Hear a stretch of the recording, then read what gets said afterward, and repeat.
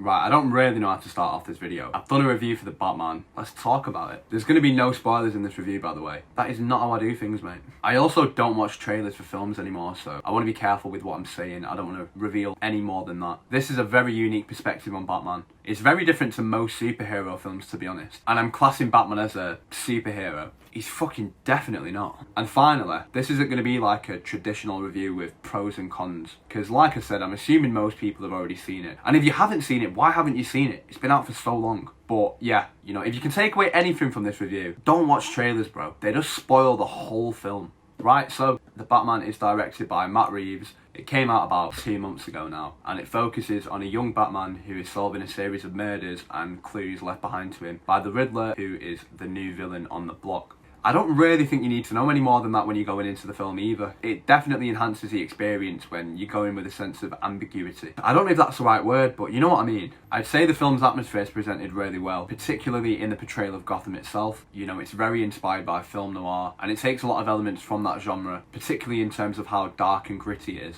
The city feels very raw and grimy. I don't think grimy is a word, but I'm going to use it anyway. It just looks like an hanging place to live, and that's how Gotham should be portrayed. I feel like the films haven't always shown that in the past, so I have to give props to Matt Reeves for showing a more comic book accurate representation of the city. Getting into the acting, I'm going to leave Robert Pattinson till last and focus on the supporting cast first. I thought the acting all around was mint. Zoe Kravitz as Catwoman was great. Her personal story was interesting and I was intrigued in it, and I thought the dynamic between her and Batman worked really well. She had a lot of character development, and the actual character of Catwoman, I think she really made her own, and she's just unreal, bro. Jeffrey Wright's a great actor, and I think he was really good as James Gordon. And again, in a film where everyone's really mundane and sort of at their wits, he really brought Gordon down to that level. And you can tell not only is he fed up with the city, but he doesn't entirely have a lot of trust in the GCPD, and you know, it makes sense as to why he would turn to Batman. I really liked his relationship with Batman and how they work together to solve these riddles and just try to figure out what is going on. I thought Colin Farrell as a Penguin was a really underrated character, and I've not seen many people talk about him, but for me, he was probably the standout in the film. He was an actual gangster in this film, and I feel like the Penguin sometimes gets ridiculed as this 4-foot donut with an umbrella. But in this film, he was an actual mob boss, he was running plays, he was really funny as well. And he was involved in one of the best scenes in the film. Of course, I'm talking about the Batmobile chase scene. The sound design and cinematography were on point.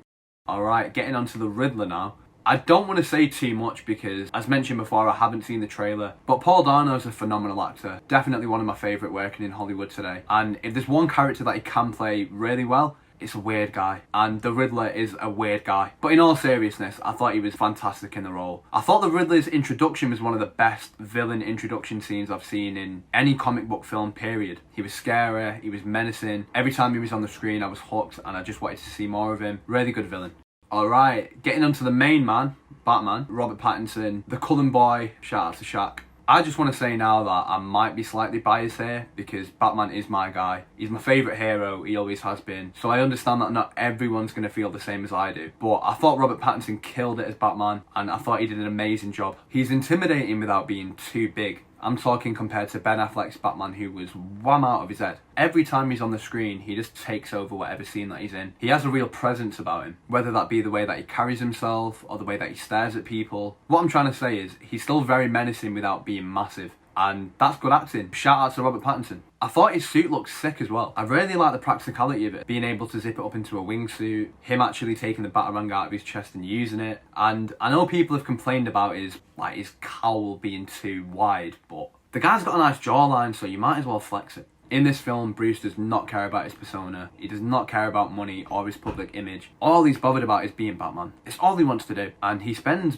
80% of this film as Batman, maybe more. That's always been a huge inner conflict that the character's gone through, because if we're being real, when he's Bruce Wayne, that is the facade. He's definitely himself when he's wearing that big suit and just fucking people up. If you put Bruce Wayne and Batman in the same room, you would never in a million years know that they're the same person. But in this film, it is the same person. All you have to do is look at that jawline and you would know they're the exact same person. I also love the fact that he's a straight up detective in this film. I mean, Batman's known as the world's greatest detective, but I feel like past films have only ever briefly touched on this, and it hasn't been a focal point like it is in this film. You actually get to see him use his intellect to solve crimes, and he's deciphering anagrams, and it was just cool to see. It's something that I personally wanted to see in a Batman film. It's really reminiscent of the film Seven, with Brad Pitt and Morgan Freeman, if you've watched that. If you haven't watched that, go watch that. It's a good film. But inevitably we're going to get a sequel. The character of Bruce Wayne definitely has time to grow. And I think with the way that the film ends, he's going to have to grow.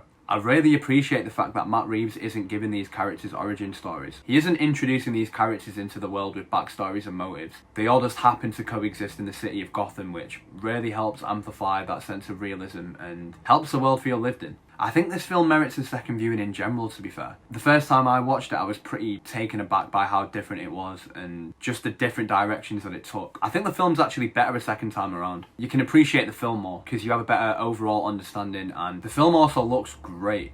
It's shot really well. Greg Fraser did the cinematography for this film. He also did the cinematography for Dune and Rogue One, I think. There's a lot of shots in this film that look straight out of a comic book, and as somebody who wants to specialise in cinematography when I finish my degree, I just thought I'd give him a little shout out. I also really like the score in this film as well. The actual soundtrack in general was sick. Batman's theme was slightly overused, but I liked it, so we moved. My girl Peggy Gou had a track on this. She was on my wall, but she was having none of it, man. She kept falling off. Shout out to Peggy Gou, man. That was a good track. Overall, I really dug this film. I'm excited to see a sequel. I'm excited to see where they take it. I have to give a huge thank you to Matt Reeves for not messing up the character. I'd give this film a 9 out of 10, man. Pretty bold for my first review, but it's that good. You know, I might actually have to think of a better rating system, but for now, we'll do it out of 10. If you've watched this video, I'm eternally grateful. Really appreciate it.